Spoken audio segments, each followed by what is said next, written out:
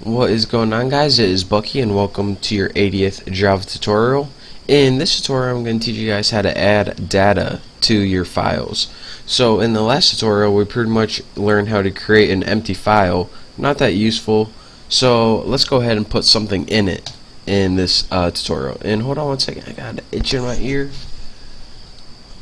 Oh, that felt good, I got it. Alright, so let's go ahead and import a couple things. We need to import Java.io,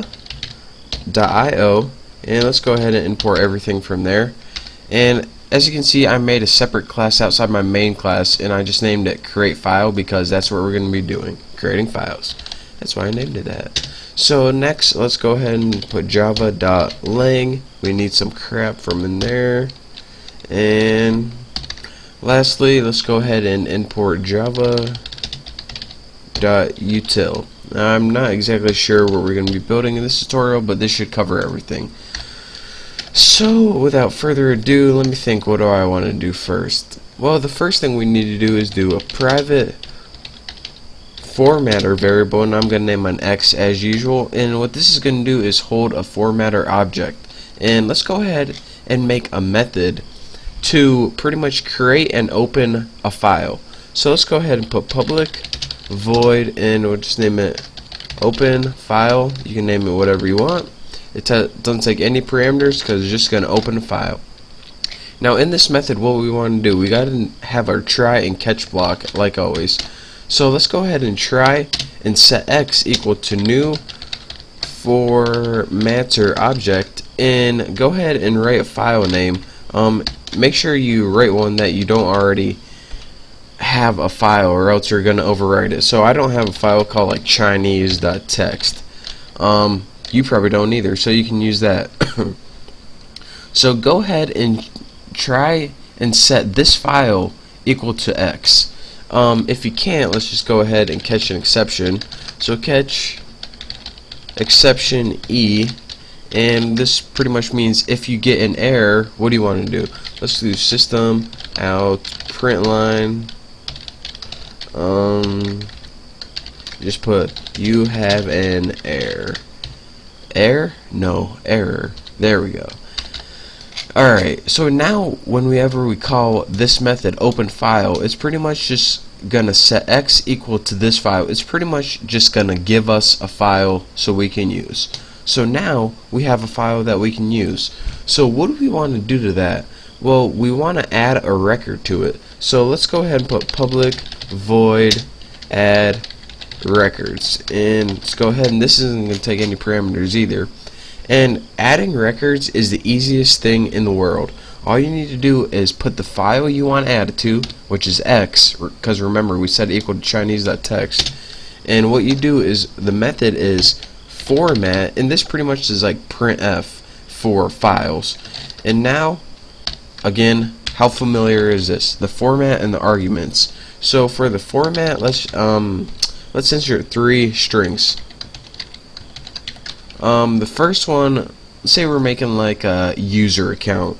The first one will be the ID number, so we'll put like 20. It's my favorite number. And the second one will be my first name, which is Bucky. And the third piece of data will be Roberts, which is my last name. So that looks good right there.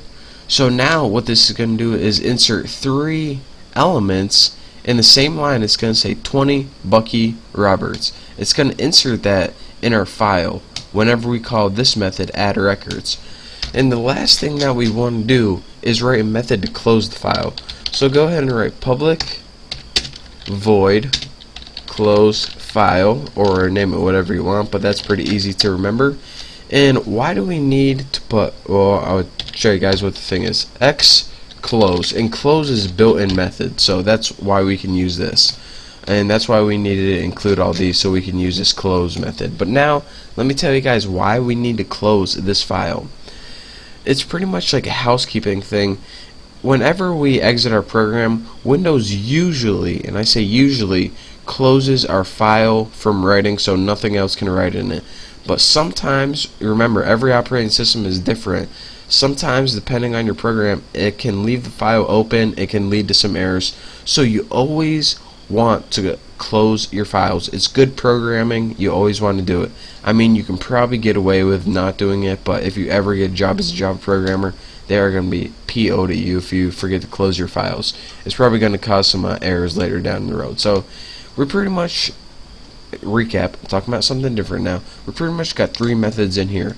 We need to open the file, we need to add some records into it, and then we need to close the file because we're done with it. We don't want anyone else messing with it.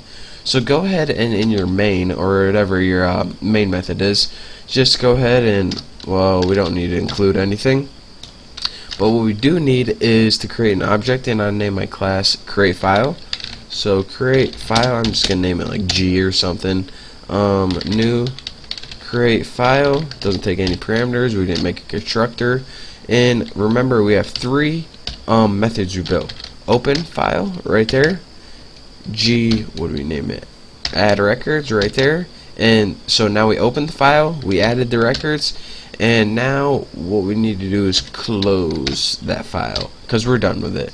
And now once we go ahead and run this program, nothing happens, but what it did is created a file on our computer. So if we highlight source, or actually Bucky, and put file refresh, it's pretty much going to refresh our computer. So now you see we get this Chinese.txt file that we just created. And the cool thing about Eclipse is it actually a text editor as well. So double click this file and it'll show you what's in your file, and that is 20 Bucky Roberts. This one is just the line number, don't mind that. That isn't actually in the file. So in this text file we have 20 Bucky Roberts. So now let's recap one last time what we did. In createFile.java is pretty much the meat of our program. We created a method to create a file, and that was open file right here. And we needed a try catch because of Java, and we said, alright, we're gonna look for Chinese.txt, that file we want to write in. If we don't have it already, then create a new one so we can write in it, and that's what xNewFormatter does. So now we have a Chinese.txt file, so we can write text in it. So what did we want to write in it? Well, we just wanted to add a record. We gave myself like an ID number, Bucky Roberts, and if we had to make like a system of like I had to make like a library for school, or they have like credit card numbers or anything where you need an ID number, you'd add a record after record after record, and you call this method a bunch of times. And I just moved that, and then that's how you get like a database on your computer. And then after that you just close your file so you can't mess with it anymore, and that's pretty much it.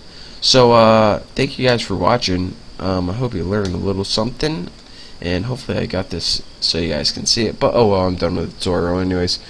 So anyways, thank you guys. As I just said, don't forget to check out my giveaways, and don't forget to subscribe. So I'll see you next time.